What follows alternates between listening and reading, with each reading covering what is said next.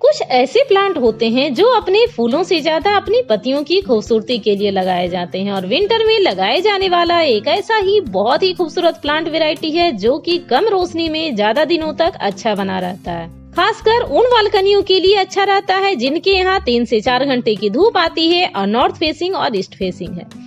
Hello friends, मैं हूँ Priyanka's home kitchen garden में आज आपका फिर से स्वागत है। आप हमारे चैनल पे नए हैं तो प्लीज मेरे वीडियो को लाइक करें, शेयर करें और चैनल को तो सब्सक्राइब कर ही लें। इसके पत्तियों का जो बनावट होता है ना, वो बहुत ही खूबसूरत होता है, बहुत ही वैक्सी और शाइन होती है। ये प्लांट आपको विंटर में नर्सरी में आराम से मिल जाती है। इसमें रेक्स बिगोनिया और वैक्स बिगोनिया की बहुत सारी वैरायटी मिल जाती है। ये प्लांट बहुत ही जब गर्मी पड़ती है ना तब भी चल जाती है, लेकिन हाँ उतना खूबसूरत दिखाई नहीं देता है जितना कि 15 से 20 डिग्री सेंटीग्रेड टेम्परेचर पर दिखाई देता है। अगर आप इसका प्रॉपर केयर करेंगे ना तो ये प्लांट पूरी गर्मी आपका साथ देगी और प्रॉपर किसी अच्छे शेडी प्लेस में रख देंगे तो इनको वाटरिंग का शेड्यूल का भी ध्यान रखेंगे तो ये प्लांट पूरे साल भर रहते हैं। और जैसे ही सीजन आए तो इस प्लांट को प्रोपगेट कर लीजिए तो इसके बहुत सारे प्लांट बना सकते हैं। खासकर ये प्लांट उन लोगों के लिए बहुत ही अच्छा है जिनके पास जगह काफी है और ज्यादा प्लांट खरीदना पसंद नहीं करते हैं और अपने से प्लांट प्रोपगेट करके बहुत सारा मल्टीप्लाई करके अपने बगीचे को बहुत सारे प्लांट से लगाना चाहते हैं। और जब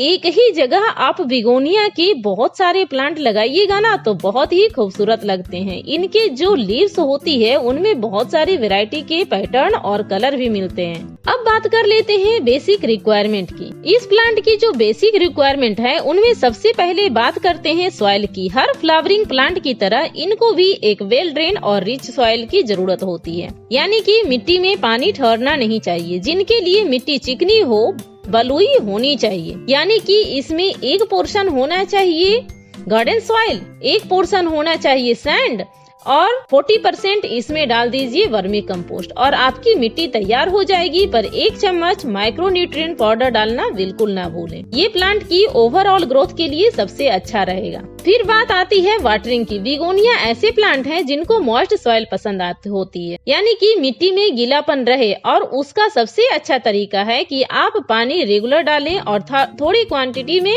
डालें। और ध्यान रखें कि पॉट में होल होनी चाहिए जिससे जो एक्स्ट्रा वाटर होता है ना वो सारे निकल जाए। और प्लांट की जो रूट है वो भी ज्यादा पानी में ना रहे, क्योंकि इस प्लांट में जो रूट रोटिंग का जो प्रॉब्लम है वो बहुत ही परमानेंट है। ज्यादातर बिगोनिया प्लांट रूट रोटिंग की वजह से मरते हैं या फिर एक्सेस वाटर की वजह से इसमें फंगल इन्फेक्शन होते हैं, डिजीजेस हो जाते हैं जिसकी वजह से ये मर जाते हैं। और ध्यान रखना है कि इस प्लांट को अपने लीव्स पर पानी पड़ना बिल्कुल भी पसंद नहीं होता है। हालांकि इसकी लीव्स वैक्सी होती है और पानी तुरंत ही इससे फिसल कर गिर जाती है, पर फिर भी अगर प्लांट की लीव्स पर पानी बार बार पड़ता है ना तो तरह तरह के फंगल इन्फेक्शन होने का डर रहता है। इसलिए प्लांट को वाटर हमेशा नीचे की तरफ से ही दें। अब बात कर लेते हैं सनलाइट रिक्वायरमेंट की। इस प्लांट को 4 से 5 घंटे रोशनी वाले एरिया में भी आप लगा सकते हैं, वहाँ पर भी इसमें अच्छे से फ्लावरिंग होती है। पर अगर आप इसे सर्दियों में, जब सर्दियां पीक पे होती हैं तो इसे आप थोड़ा सनी प्लेस में लगाएं, जिससे इसमें प्लांट में फ्लावरिंग की क्वांटिटी अच्छी होगी। पर अगर आपके यहाँ धूप बिल्कुल भी नहीं आती है, आपके यहाँ नॉर्थ फेसिंग या ईस्ट फेसिंग है या फिर वेस्ट फेसिंग बालकनी है, तो भी आप इस प्लांट को लगा सकते हैं और अपने गार्डन में, अपने बालकनी में फूलों की कमी को दूर कर सकते हैं। ये हैंगिंग प्लांटर में लगाए जाने वाले बहुत ही बेहतरीन प्लांट हैं। आप इसे लो फिटिंग या मग प्लांटर में बखूबी लगा सकते हैं। बिगोनिया को लगाने के लिए लगभग 6 इंच का प्लांटर बेहतर होता है, क्योंकि इसे बहुत ज्यादा बड़े पॉट की जरूरत नहीं होती। और मेरा जो अपना एक्सपीरियंस है वो हैंगिंग बास्केट में सबसे अच्छे होते हैं। बस आपको पानी डालने के तरीके को समझ लेना चाहिए। बहुत ज्यादा पानी न डालें, ओवर वाटरिंग न करें और प्लास्टिक के पॉट हो तो नीचे से अच्छे से होल्ड करें ताकि जो भी पानी डालें हम वो पानी उसमें रुके नहीं, सारा निकल जाए। क्योंकि प्लास्टिक के पॉट में पानी जल्दी वेपोरेट नहीं होता है ना, तो मिट्टी में नमी बनी रहती है जो कि इस प्लांट की ग्रोथ के लिए सबसे जरूरी है। थोड़ी प्रैक्टिस और थोड़े अंदाजे के साथ प्लास्टिक के पॉट में आसानी से ग्रो कर सकते हैं आप। बिगोनिया के प्लांट को ग्रोथ बढ़ाने के लिए इस प्लांट की पिंचिंग रेगुलर करनी चाहिए। रेगुलर पिंचिंग करने से ज्यादा स्टेम आती है और ज्यादा स्टेम आएंगे तो ज्यादा फ्लावरिंग होगी और ज्यादा फ्लावरिंग होगी तभी तो ये प्लांट खूबसूरत और अट्रैक्टिव दिखेंगे। पर इस प्लांट की हार्ड प्रूनिंग की जरूरत नहीं होती है क्योंकि इसकी लंबाई ज्यादा नहीं होती है। छोटी पिंचिंग की मदद लें, यानी सिर्फ टिप की पिंचिंग करें और लंबे स्टेम को पिंच बिल्कुल भी ना करें। और अब बात कर लेते हैं बिगोनिया के फर्टिलाइजर। तो बिगोनिया एक ऐसा प्लांट है जिसे हमेशा माइल्ड फर्टिलाइजर देना चाहिए। हमारे हिसाब से लिक्विड ऑर्गेनिक मैन्योर सबसे बढ़िया रहता है। लीफ मैन्योर या वर्मी कंपोस्ट का यूज भी कर सकते हैं। इस प्लांट में केमिकल फर्टिलाइजर का यूज बिल्कुल भी ना करें क्योंकि इससे इसके लीव्स और स्टेम खराब हो जाते हैं, पत्तियां वर्ण हो सकती हैं। इसलिए सबसे अच्छा है कि आप वर्मी कंपोस्ट का यूज करें। अगर वर्मी कंपोस्ट ना हो तो आपको लिक्विड ऑर्गेनिक मैन्योर डालें और इसके साथ ही साथ आप पूरे सीजन में कम से कम 3 बार 1 चम्मच माइक्रो न्यूट्रिएंट पाउडर डालें। अगर तब भी आपके बिगोनिया में फ्लावरिंग नहीं हो रही है तो आप 1 चम्मच पोटास ऐड कर सकते हैं और DAP, NPK जैसे केमिकल फर्टिलाइजर को इसमें यूज ना ही करें। तमाम तरह की पेस्ट और डिजीज की अगर बात करें तो बिगोनिया प्लांट में सबसे इम्पोर्टेंट प्रॉब्लम है वो है रूट रॉटिंग की।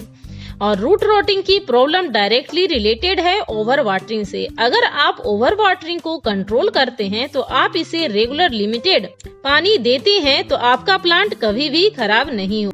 पत्तियों के ऊपर पानी न डालें, प्लांट कभी भी खराब नहीं होगा। इसके बाद भी अगर आपके प्लांट में कुछ प्रॉब्लम दिख रहा है, आप प्लांट इन्फेक्टेड एरिया को रिमूव कर हटा दें और फिर भी प्लांट को देखें कि अगर वो दोबारा नहीं होता है तो आपका प्लांट अब सेफ हो गया। और इसके अलावा अगर पेस्ट दिखाई दे रहा हो तो आप डिश वॉशिंग सोप सॉल्यूशन को यूज करके पेस्ट को छुटकारा पा सकते हैं। अब बात करेंगे प्रोपगेशन की। ये जो प्लांट है इसको बहुत तरीकों से प्रोपगेट कर सकते हैं। सबसे पहले तो आप इसे सीड्स से ग्रो कर सकते हैं। इसके सीड्स बहुत बारीक होते हैं, इसलिए इसे नर्सरी सीडलिंग ट्रे में ग्रो करें ताकि ओवर वाटर से बचाया जा सके। और इसके सीड्स को बालू में या कोकोपीट में लगाएं, मिट्टी में तो बिल्कुल भी ना लगाएं। हालांकि इस प्लांट को आप ट्यूबर की सहायता से या स्टेम कटिंग के साथ ही बहुत ही आसानी से ग्रो कर सकते हैं। इसको आप पानी में भी बहुत ही आसानी से ग्रो कर सकते हैं। यहाँ तक कि बिगोनिया के प्लांट एक सिंगल लीव्स से भी ग्रो हो जाता है और ये सभी तरीके बहुत ही आसान है। लीव्स के साथ प्रोपगेट करने के समय ये ध्यान रखना पड़ता है